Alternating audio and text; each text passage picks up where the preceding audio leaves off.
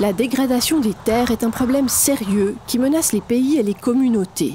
Mais nous pouvons agir. La méthodologie d'évaluation des opportunités de restauration des paysages forestiers, MEOR ou ROAM en anglais, a été conçue par l'UICN et l'Institut des ressources mondiales pour aider les pays et les communautés à répondre à ces problématiques et à restaurer avec succès les paysages dégradés. La première étape de l'évaluation est de définir le problème que doit résoudre la restauration. Y a-t-il des objectifs nationaux ou des engagements internationaux que la restauration peut satisfaire? Quelle est la fonction la plus désirée des terres restaurées? La productivité agricole, l'approvisionnement en eau, le développement économique rural? La bonne équipe pour coordonner l'évaluation peut varier, mais il est préférable d'avoir un chef d'équipe qui comprenne le contexte local de gouvernance, un économiste, un spécialiste de l'utilisation des terres compétent en SIG et un expert en sciences sociales familier des questions de parité et de droit aux ressources. L'institution qui pilotera le processus de la MEOR peut être un ministère, une université ou une organisation à but non lucratif capable de s'appuyer sur les connaissances de décideurs gouvernementaux, de représentants des parties prenantes et d'agents techniques de divers secteurs. Il convient de s'assurer que les recommandations de l'évaluation sont crédibles et peuvent être transformées en actions sur le terrain. Une fois l'équipe formée, le premier objectif est de définir la portée et les résultats de l'évaluation. Est-ce suffisant si l'évaluation produit une carte des terres dégradées de la région? Ou faut-il également réaliser d'autres analyses de la MEOR? Par exemple, considérer les coûts et les avantages des options de restauration ou identifier les sources de financement pour la restauration? Il est important de décider combien d'analyses l'évaluation inclura. Une fois établies les ambitions de l'évaluation, une zone géographique peut être choisie et cet échantillon stratifié en fonction des contraintes de temps et des ressources de l'équipe. L'équipe d'évaluation conduit ensuite toutes les parties prenantes vers l'identification d'activités de restauration localement appropriées pour chacune des zones géographiques.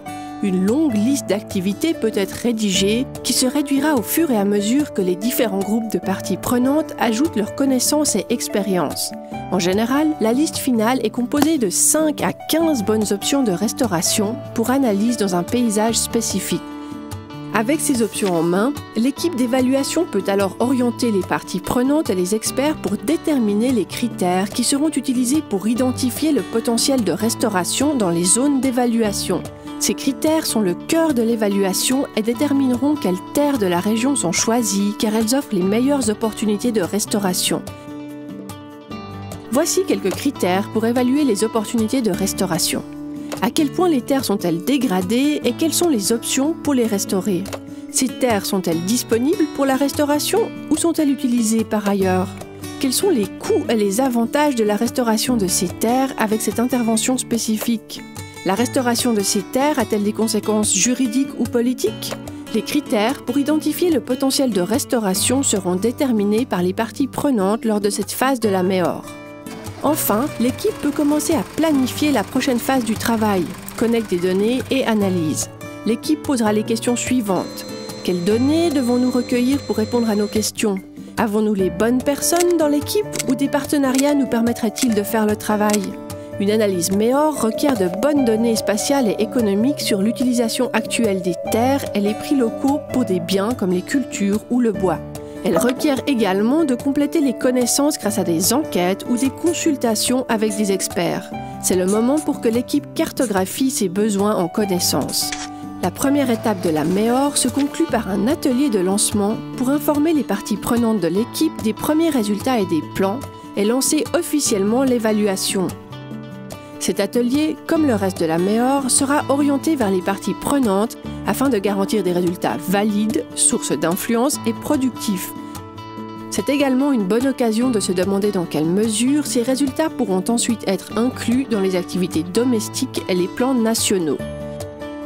Une fois ce travail de planification et de préparation terminé, l'équipe d'évaluation est prête pour la deuxième étape, la collecte de données et l'analyse.